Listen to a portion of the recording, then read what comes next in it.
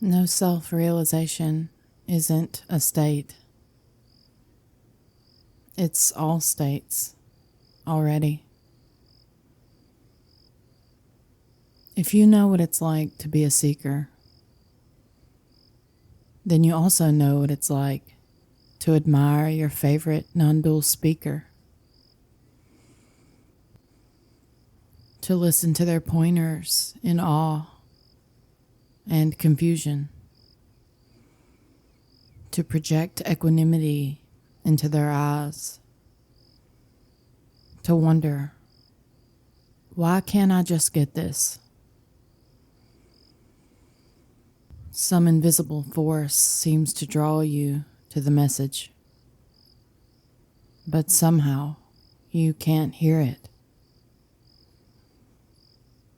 When they say, this is it, it's everything, you hear something different. You hear the speaker say, I have this thing. This is it for me. It's everything for me. Not you. Not yet. So we wait. Wait to believe it finally. For it to click. For what we imagine this reality is for the speaker to arrive and alert me that this is it. Because I know this reality of mine isn't it yet. We are waiting for an imagined state to appear. The speaker describes how ordinary this is. And we say, yeah, but how can I recognize it?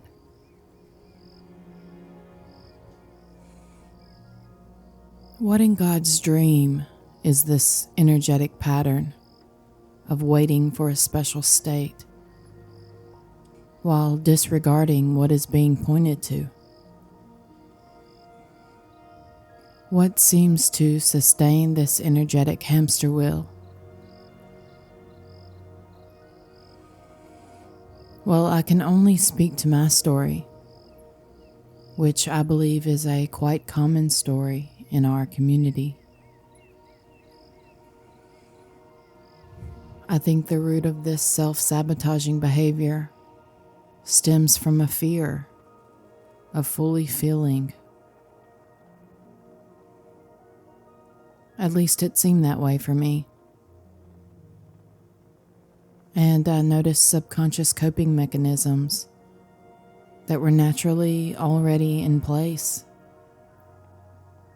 that protected the idea of me from fully feeling the intense emotions. Somewhere deep down, I believed that the emotions, which are only actually sensations, if not kept in check, would somehow kill me or drive me over the edge into complete madness. What were the clues of this emotional suppression? Well, conceptual negotiation, of course. An addiction to disassociation. Innocently and naturally, this is exactly how one runs from how they feel. They think about it, strategize, seek, to avoid the recognition of futility. We are addicted, not to thought, but to meaning. It's the perfect distraction. It gives us the experience of control. But can it give you control, actually? We don't usually make time or space to notice.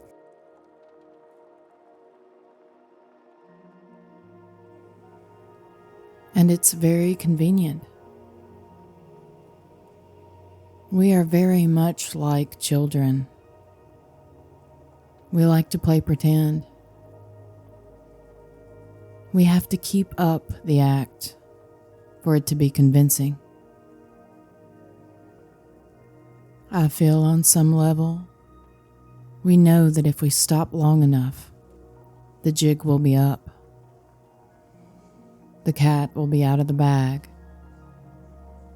And there's no putting it back in. And so we are masters of hearing exactly what we want to hear. How else would we keep up the act? Of course, no one does any of this. But this pattern of running in circles to avoid this clarity can be noticed. In this story, there seemed to be a desperation that proliferated over time. And exhaustion became more and more palpable. And this seemed to trigger a radical openness that wasn't there before. A sincerity that was willing to fully feel as if for the first time what it's like to be broken, vulnerable, helpless, hopeless, fragile, and finite. This openness casted all comfort of meaning aside. The openness that, if it could speak, would say, I want the truth, even if it kills me. And of course, the truth is that there is no truth. All truth is relative. And that relativity is the absolute. And when I felt the shame, existential terror, and weakness fully, what was found was wholly unexpected. Putting the stories down and placing awareness on fully feeling, I found nothing there that could harm me. Only pure, radiant, mysterious, miraculous aliveness. Completely unknowable. Without our drug of choice.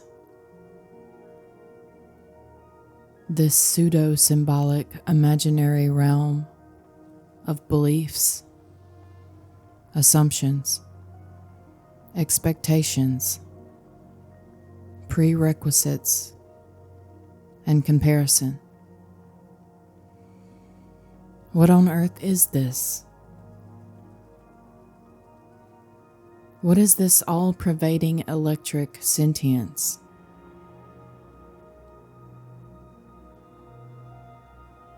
And where the innocent expression of knowing what anything is once danced, the most ordinary awe and wonder is born. You see, feeling is already allowed. That can simply be noticed, not figured out. This can never be fathomed. There is an intelligence that is not conceptual or symbolic and is naturally often overlooked. It knows how to grow trees and beat hearts. Nothing is concealed. Nothing is hidden from you. It's wild and free, and likes to pretend as well. It runs and plays to avoid looking into its reflection. It wants to know what it's like to be separate and have this and that and other. This great void of vastly intelligent potentiality deprives itself of nothing as nothingness itself. And it was never personal, only the play of innocence and beauty. The brutal futility of liberation already, of unconditional love, of being that which cannot be, purely for the sake of being. So the next time you assume that this is not yet this, ask yourself, how could I possibly know that?